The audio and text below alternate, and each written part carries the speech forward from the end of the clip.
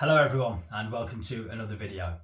My name's Keir Smith and today's video is the third of three videos where I've been showing off what I've been spending my hard-earned pay on. As I said before, I don't often do these type of videos, but I thought, why not? I'm forever going around record shops, second-hand music shops, charity shops, looking for anything good.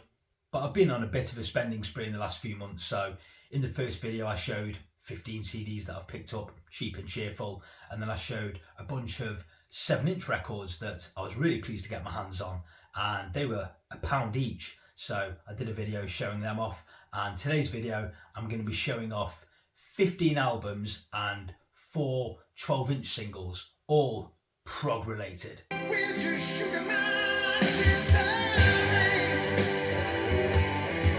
So without further ado, let's get straight to it. I'll start with this. This is On the Third Day by Electric Light Orchestra from 1973. Are Electric Light Orchestra really prog? I think they were grouped under that prog umbrella in their earlier days, but to me they've always been a rock pop outfit.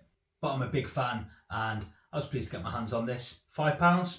Bargain. I'm a huge fan of Yes, and if I see any of their solo albums, I'm picking them up now. So this is the Steve Howe album from 1979. I picked this up for £5 at one of my favourite second-hand music stores in Nottingham City Centre, Rob's Records. He's always cheap and cheerful, and so am I, so again, I consider that a bargain. And from the same shop for just £3, I picked up Rick Wakeman's Journey to the Centre of the Earth from 1974, and this has a nice gatefold sleeve.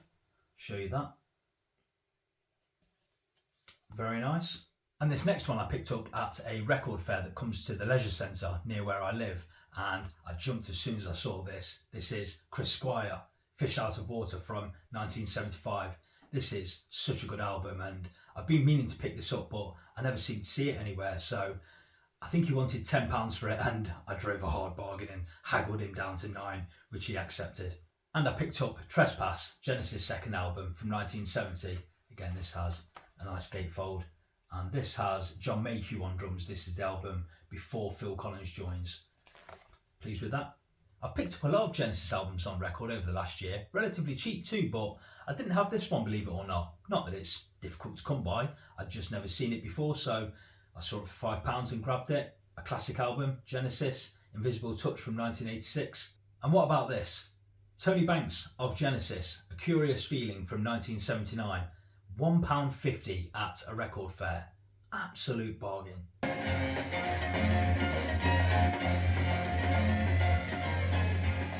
Now, I've never sat and listened to this next band, but £2 at a record fair. This is The Moody Blues, A Question of Balance from 1969, so I thought I'd pick that up and give it a go. I've not got around to listening to it yet, but I will do soon. And for another £2, I can't resist. On the Threshold of a Dream by The Moody Blues from 1970. And this is a lovely package. Again, you've got a gatefold sleeve here. You've got a picture of the band here at the back.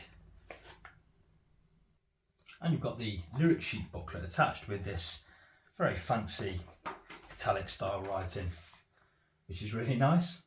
And I also picked up this, Works Volume 2 by Emerson, Lake and Palmer from 1977. And this album is leftovers from their previous album called Works. But I really like Emerson, Lake and Palmer.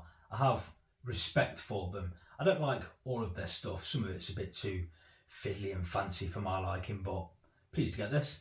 This next band I've got into in such a big way over the last couple of years, and again I jumped as soon as I saw this album. This is Marillion with their second album, Fugazi from 1984, and you've got the lyrics on the gatefold, but this artwork's fantastic, I think.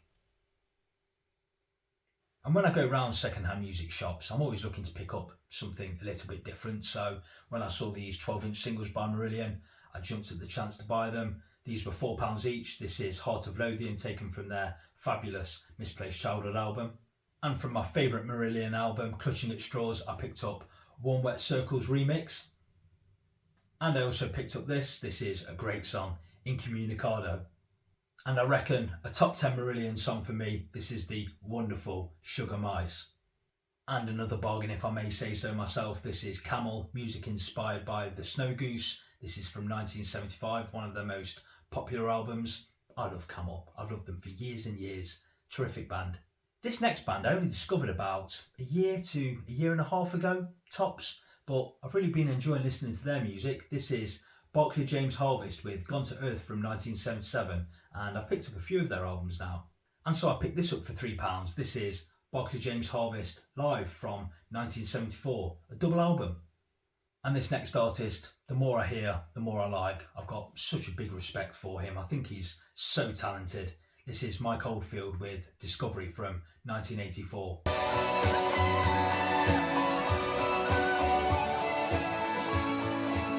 So admittedly, a good few quid spent there on records, but money well spent, I'm sure you'll agree.